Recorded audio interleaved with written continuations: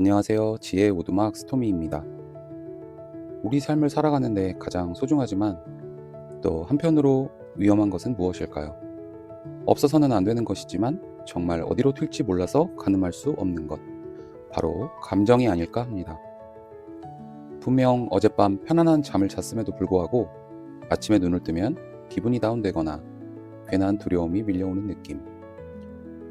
도저히 인과관계로는 설명이 안 되는 이러한 상황이 일상에서 종종 벌어지고는 합니다. 마치 잠에서 깨면 모든 것이 리셋되어서 새롭게 하루의 미션이 주어지는 느낌이랄까요?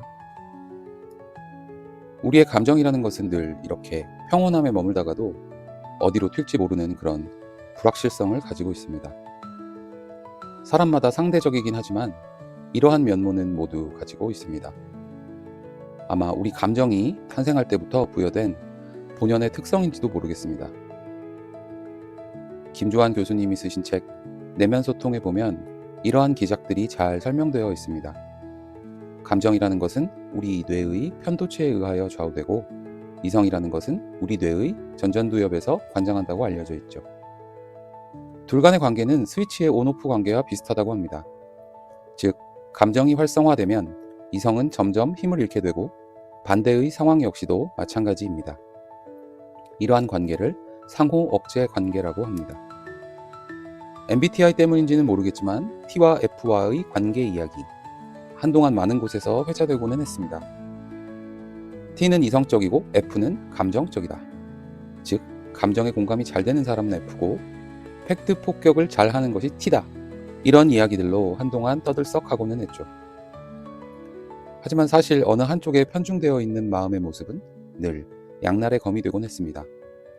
정말 합리적이고 이성적인 판단을 해야 할 때, 감정에 이끌려 선택하고 나면 후회할 때도 많은 법이니까요. 감정을 다루는 이야기들은 사실 아주 오래전부터 중요한 인류의 연구 대상이었습니다.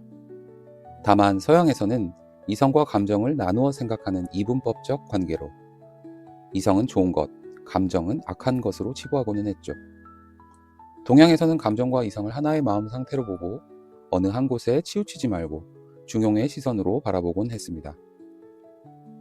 감성적인 면모와 이성적인 모습을 조화롭게 유지하는 삶, 참 이상적이고 멋진 목표인지 모르겠습니다. 너무 이성적이면 인간미가 없어 보이고 반면 너무 감성적이면 뭔가 성숙하지 않은 사람이라고 보여지기도 하죠. 그렇다면 이 감정의 문제는 어떻게 생각해야 할까요? 어떻게 하면 좀 더 잘 관리할 수 있을까요? 사실 많은 사람들이 명상을 이야기하곤 합니다. 차분히 앉아서 마음의 요동을 가라앉히고 자신의 내면을 고요히 바라볼 수 있는 좋은 방법이죠. 하지만 더 근본적으로 생각해 본다면 일단 감정의 진폭을 줄이는 것에 먼저 관심을 두어야 합니다. 감정을 제거할 수 없기에 그 요동침의 폭을 최소화할 수 있다면 조금이라도 곤란한 상황을 덜 마주칠 수 있겠죠. 그렇다면 이 감정의 진폭에 영향을 미치는 중요한 요소는 무엇일까요? 바로 자존감입니다. 내가 나 스스로를 바라보는 데 있어서 만족하고 충만하면, 아니 최소한 열등감을 느끼지 않는 정도만 되더라도 그 진폭을 최소화하는 데 큰 도움이 됩니다. 이는 외부 상황을 좀 더 담대하게 받아들일 수 있기 때문입니다. 감정에 관계하는 편도체는 우리가 어린 시절부터 가장 먼저 성장해 나가는 부위이기도 합니다. 왜냐하면 생존에 가장 필요한 알람을 주는 역할을 하기 때문이죠. 따라서 나 스스로 나를 바라보는 시선이 불만족스럽다면 주위에서 일어나는 수많은 사건들을 바라볼 때에 위협으로 느낄 가능성이 높아집니다. 왜 저런 눈빛으로 나를 바라보는 거지? 내가 이렇게 해줬는데 넌 이렇게 날 대우한다고? 지금 나 무시하는 거야?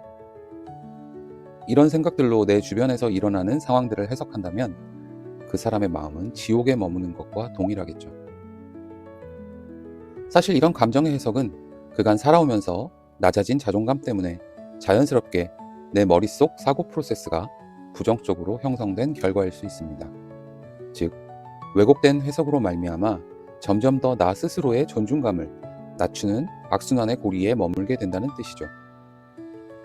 그렇다면 자존감을 높이는 가장 쉬운 방법 중 하나는 무엇일까요? 네, 바로 운동입니다. 우리 몸의 여러 기작에 가장 큰 실질적 영향을 미치는 것은 바로 체력이죠. 우리 기분이 안 좋을 때 가만히 나의 상태를 살펴보면 체력적으로 컨디션이 안 좋을 때가 많습니다. 체력이 좋아서 평상시에 활력을 높게 유지할 수 있다면 외부 상황을 훨씬 덜 민감하게 받아들일 수 있습니다. 운동을 통하여 지금보다 체력을 향상시키는 것이 메인이지만 외형적으로도 더 좋아지는 부수적 효과도 있지요. 가장 효과적인 성형은 바로 다이어트라는 말도 있는 것처럼 말이죠. 운동은 심지어 머리도 좋게 만들어줍니다. 뇌 역시도 우리 신체이고 물질이기 때문에 운동을 통한 건강이 뇌의 건강에도 큰 영향을 미치기 때문입니다. 또 운동은 우리 몸의 스트레스 호르몬을 상쇄시키는 효과도 있어서 기분 그 자체를 좋게 유지시켜주는 장점도 가지고 있습니다. 대단한 운동이 아니어도 괜찮습니다. 저녁 식사 후 잠시 30분 정도의 산책으로 시작하셔도 충분합니다. 작게 시작하는 습관. 처음에는 이게 무슨 효과가 있겠어? 라고 생각할 수 있지만 매일 반복되다 보면 이것이 점점 자라납니다. 마치 식물이 자라나는 것처럼. 일주일을 유지하다 보면 10분이 늘어납니다. 한 달을 하다 보면 어느새 중간중간 조깅이 하고 싶어집니다. 누가 시킨 것이 아니라 내 몸이 더 큰 효능감을 원하기 때문입니다. 그렇게 하나하나 좋은 습관의 씨앗을 뿌리고 가꾸어 나가는 것이 자연의 법칙이고 우리의 운명을 바꾸는 중요한 열쇠가 됩니다. 저도 평생 헬스를 3일 이상 다녀본 적이 없습니다. 그런데 이 생각을 마음에 심고 도전해 본 결과 현재 일주일에 5회 이상 그리고 5개월간 헬스를 다니고 있어요. 체중도 근 10kg 정도 감량되었습니다. 다이어트의 목적도 있겠으나 사실은 그 체력이라는 소중한 에너지, 그것이 필요해서 시작한 일이었죠. 부담되지 않는 소소한 수준에서 시작해보세요. 정말 별거 아닌 정도로 유지만 해보세요. 그러면 그것은 나중에 커다란 인생의 자산이 됩니다. 여러분은 누군가에게 찬란한 빛입니다. 감사합니다.